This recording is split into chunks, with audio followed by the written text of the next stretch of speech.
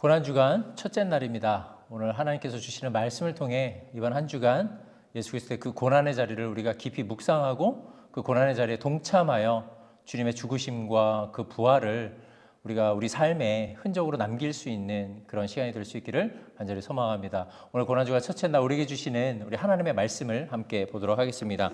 오늘 주신 말씀은 누가복음 22장 1절에서 13절의 말씀입니다. 유월절이라 하는 무교절이 다가오매 대제사장들과 서기관들이 예수를 무슨 방도로 죽일까 궁리하니 이는 그들이 백성을 두려워함이더라. 12 중에 하나인 가룟인이라 부르는 유다에게 사탄이 들어가니 이에 유다가 대제사장들과 성전 경비대장들에게 가서 예수를 넘겨줄 방도를 의논하매 그들이 기뻐하여 돈을 주기로 언약하는지라. 유다가 허락하고 예수를 무리가 없을 때에 넘겨줄 기회를 찾더라. 유월절 양을 잡을 무교절이 이른지라. 예수께서 베드로와 요한을 보내시며 이르시되 가서 우리를 위하여 유월절을 준비하여 우리로 먹게 하라. 여짜오되 어디서 준비하기를 원하시나이까? 이르시되 보라, 너희가 성내로 들어가면 물 한 동이를 가지고 가는 사람을 만나리니 그가 들어가는 집으로 따라 들어가서 그 집 주인에게 이르되 선생님이 내게 하는 말씀이 내가 내 제자들과 함께 유월절을 먹을 객실이 어디 있느냐 하시더라 하라. 그리하면 그가 자리를 마련한 큰 다락방을 보이리니 거기서 준비하라 하시니 그들이 나가 그 하신 말씀대로 만나 유월절을 준비하니라. 아멘. 오늘부터 고난주간 특별 새벽 기도회가 진행이 됩니다. 교회 여건상 우리가 함께 모여서 예배를 드릴 수는 없지만 이번 한 주간 온라인을 통해서 하나님의 말씀을 함께 나누고자 합니다. 특별히 이번 고난주간의 주제는 예수님의 고난의 자리입니다. 우리 한 주간 주님께서 십자가를 지시기 위하여 감당하셔야만 했었던 그 고난의 자리들을 우리가 깊이 묵상하는 그런 시간이 될 수 있기를 간절히 소망합니다. 아울러서 그 고난의 자리를 통해 우리에게 주어진 은혜의 자리가 또 어떠한 자리인지를 이 말씀을 통해 함께 깨달을 수 있기를 간절히 소망합니다. 우리는 참 분주한 인생을 사는 것 같습니다. 안 그래도 분주한 인생인데 어떤 중요한 일이 생기면 그것을 이루기까지 엄청난 시간과 또 에너지를 들이게 됩니다. 오늘 말씀에도 보면은 어떤 중요한 일을 이루기 위해 바쁘게 준비하고 있는 한 사람이 등장을 합니다. 바로 가룟 유다입니다. 때는 유월절입니다. 때는 유월절이라 하는 무교절이 다가오고 있을 때였었기 때문에 대제사장들과 서기관들은 예수님을 어떻게 하면 죽일 수 있을까 방책을 찾고 있었습니다. 실제로 그들에게 예수를 잡아서 바로 죽일 수 있는 힘이 분명하게 있었습니다. 하지만 이미 많은 사람들이 예수님을 따르고 있었기 때문에 쉽게 예수님을 잡고 예수님을 죽이는 것은 쉬운 일은 아니었습니다. 게다가 유월절에는 많은 사람들이 예루살렘으로 오기 때문에 자칫 밀란이 일어날 수도 있었기 때문에 대제사장들과 서기관들은 쉽게 움직이지 못하고 있었던 것입니다. 그런데 백성들의 눈치는 살피지만 정작 하나님의 눈치는 살피지 않고 백성들의 소동과 밀란은 경계하지만 하나님을 경외하지 않는 이들은 당연히 예수님을 어떻게 잡고 또 어떻게 죽일지에 대한 묘책을 짜내게 됩니다. 그러던 중 손바닥도 마주쳐야 소리가 난다고 하죠. 까마귀 날자 배 떨어진다라는 이 속담처럼 대제사장들과 서기관들의 묘책에 아주 적합한 인물이 등장하게 됩니다. 그들의 묘책의 중요한 핵심 요원, 바로 가룟 유다죠. 가룟 유다에게 사탄이 들어가게 됩니다. 그리고 그의 마음에는 욕심이 자리 잡아 3년 동안 그가 따르고 의지했었던 예수님은 더 이상 보이지 않기 시작했습니다. 그래서 가룟 유다는 예수님을 배반하기로 마음을 먹습니다. 그리고 거래가 이루어지게 되는데 그 거래의 내용이 3절부터 6절의 내용입니다. 다시 한번 읽어보겠습니다. 12 중에 하나인 가룟인이라 부르는 유다에게 사탄이 들어가니 이에 유다가 대제사장들과 성전 경비대장들에게 가서 예수를 넘겨줄 방도를 의논하매 그들이 기뻐하여 돈을 주기로 언약하는지라. 유다가 허락하고 예수를 무리가 없을 때에 넘겨줄 기회를 찾더라. 이 말씀을 보시면 5절에서 유대 지도자들은 유대의 배신과 예수를 자신들에게 넘겨준다라는 이 사실 때문에 기뻐했다라고 이야기를 합니다. 그리고 그들이 가룟 유다에게 거래의 대가로 주는 것은 바로 돈이었습니다. 돈을 준다라고 언약을 맺은 것이죠. 그리고 유다는 예수를 무리가 없을 때에 넘겨줄 기회를 찾고 있었습니다. 요즘 세상은 돈이 최고라고 말하는 시대입니다. 그래서 우리 인간의 자리에서는 아무리 나이가 많아도 돈 많은 사람이 형이라는 우스갯소리까지 하게 되는 것 같습니다. 그런데 가룟 유다는 인간의 자리에서 최고로 여기는 이 돈을 선택했습니다. 그리고 예수를 넘겨줄 그 기회를 엿보고 있었습니다. 얼마나 분주한 시간들을 보냈었을까 상상을 해보면 그가 얻고자 했었던 대가를 온전히 받기 위하여 가룟 유다는 예수를 넘길 그 기회를 쉬지 않고 계속해서 포착하고 있었을 것입니다. 그러던 이 순간 예수님은 과연 어떤 자리에 계셨었을까요? 17절부터 12절의 내용들을 다시 한번 요약을 해서 보시면 이렇습니다. 유월절 양을 잡은 무교절이 이르자 예수님은 베드로와 요한을 보내 유월절을 준비하여 함께 먹을 수 있게 하라고 말씀하십니다. 어디서 준비하기를 원하냐는 그들의 질문에 예수님은 성내로 들어가 물 한 동이를 들고 가는 사람을 만나라고 말씀하십니다.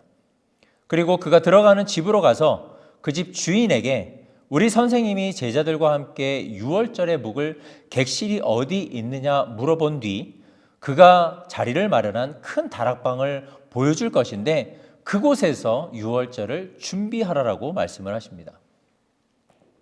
예수님은 대제사장들과 가룟 유다의 결탁으로 지금 죽음의 그림자가 짙게 드리워져 있었던 그런 자리에 계셨던 것입니다.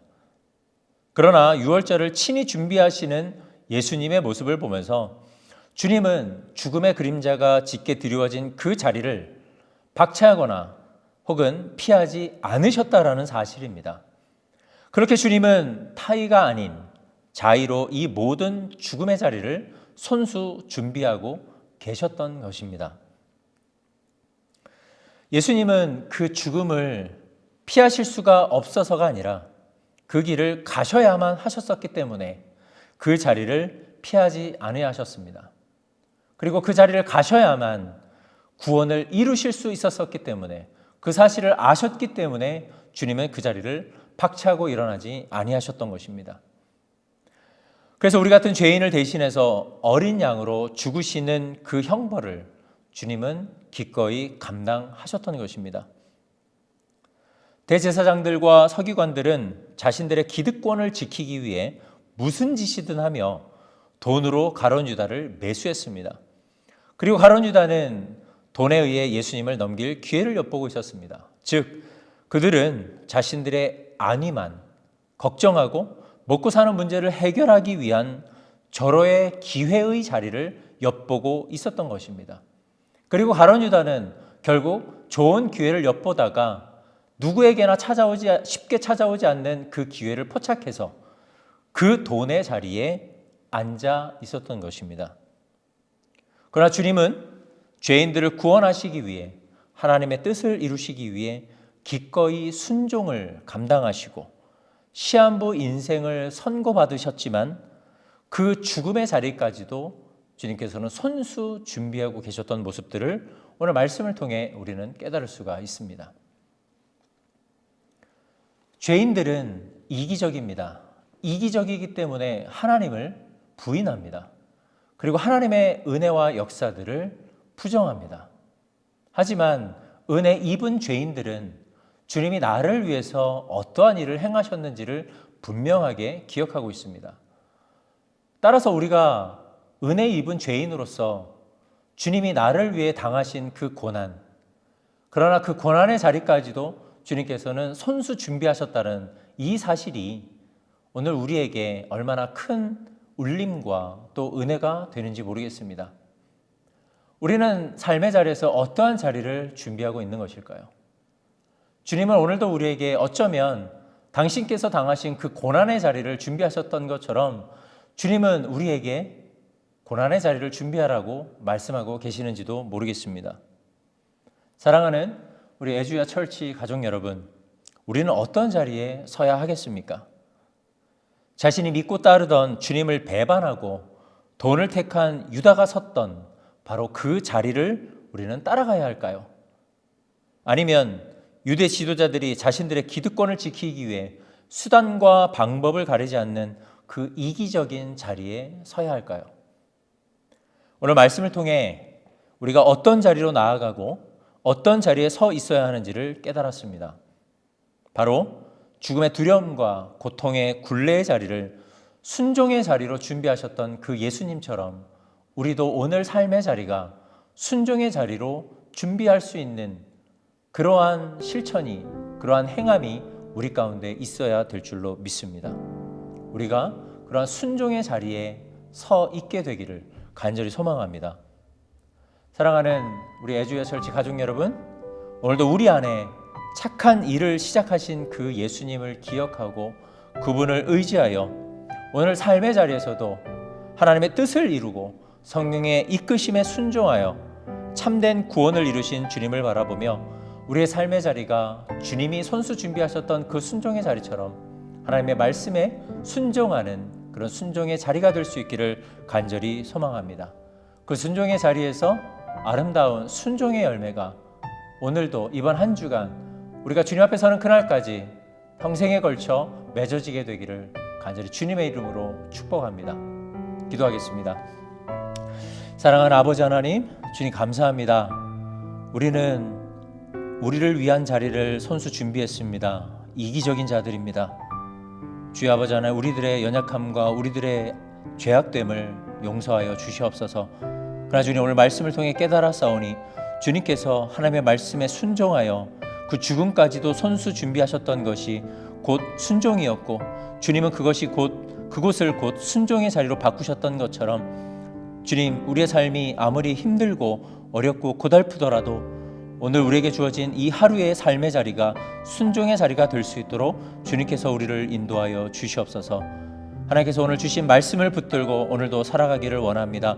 주님과 따로 떨어져서 사는 것이 아니라 주님과 함께 동행하며 주님이 우리에게 친히 명하신 그 삶의 자리에서 하나님의 영광을 위하여 아버지 하나님 앞으로 달려갈 수 있는 우리 애주야 철치의 모든 가족들이 될 수 있도록 주님께서 은혜를 베풀어 주시옵소서. 한 주간 예수님의 고난의 자리를 묵상하며 우리의 삶의 자리도 고난의 자리일지라도 아버지 하나님 그 자리가 순종의 자리가 되기를 원하오니 주여 아버지 하나님 오늘의 우리의 삶도 주님께 위탁드립니다. 주님께서 아버지 하나님 오늘의 삶을 붙들어 주시고 우리와 함께하여 주시옵소서. 감사드리며 살아계신 예수님의 이름으로 기도드립니다. 아멘. 오늘도 말씀을 붙들고 함께 삶의 자리로 돌아가서 순종의 자리까지 나아갈 수 있는 우리 모두가 되기를 간절히 소망합니다. 함께 계속해서 우리 말씀을 붙들고 우리에게 주신 깨달음을 가지고 함께 기도하며 나가도록 하겠습니다. 같이 기도하겠습니다.